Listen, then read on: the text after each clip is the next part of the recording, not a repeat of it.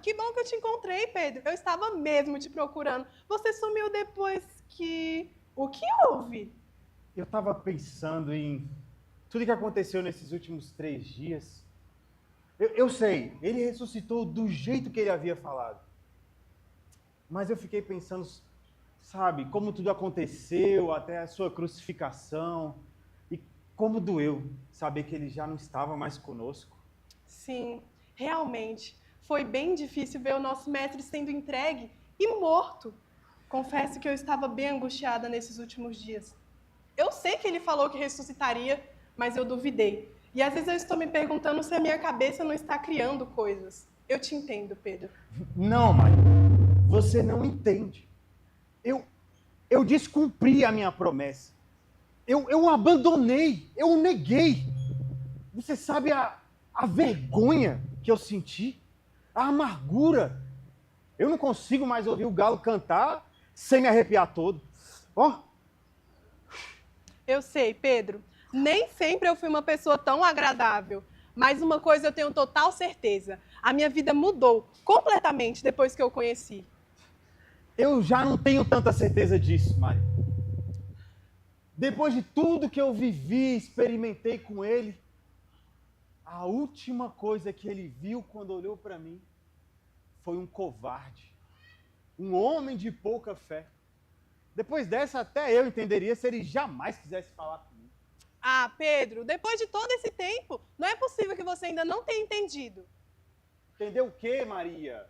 Vivemos tantos milagres, você principalmente, mas nenhum deles se compara ao milagre do perdão dos nossos pecados. Você não lembra do que ele te falou na última ceia? Que o seu sangue é a nova aliança para a remissão dos nossos pecados. Eu sei. Foram muitos momentos, né?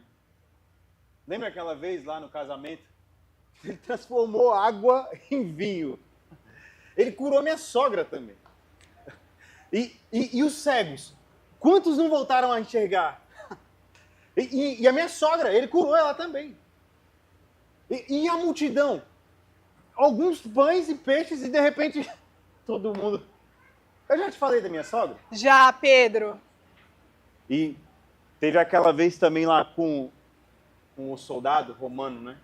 Acabou que eu... Mas ele ajudou a gente nessa daí também. É.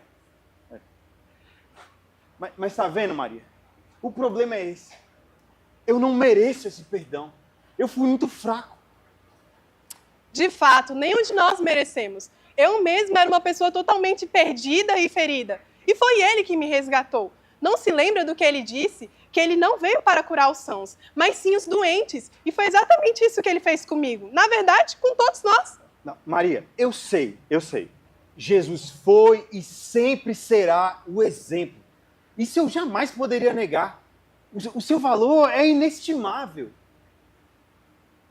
Mas eu errei tanto como seu discípulo, Maria. Ele me ensinou a crer nele, independente de qualquer coisa. Mas eu duvidei. E mesmo quando eu não tinha valor, ele ainda olhou para mim com uma certa compaixão. Pedro, a culpa está te deixando cego. Não se esqueça que o Messias veio para curar e restaurar. Não se esqueça que ele te escolheu. Eu já não sei mais o que fazer, Maria. Como é que eu posso me provar digno de tudo isso? Como é que eu posso, Maria, saber que ele vai continuar me amando, sendo que, mais uma vez, eu tirei os olhos dele e olhei para o mar? Ele nos deu uma missão. Falar do seu reino e do seu sacrifício que foi tamanho que nem a morte foi capaz de nos separar dele. Ele nos chamou para ser luz, por onde nós passarmos, nos arrepender, servir como ele serviu, amar como ele nos amou, ser exemplo como ele foi. Mas como eu vou saber, Maria, que eu não vou largar tudo isso de novo? Como eu vou saber ser forte e resistir às adversidades? Ele disse que iria, mas que o seu conselheiro viria até nós. E é ele que vai te fortalecer, é ele que vai te capacitar. Anima, Pedro, não está nada perdido ainda.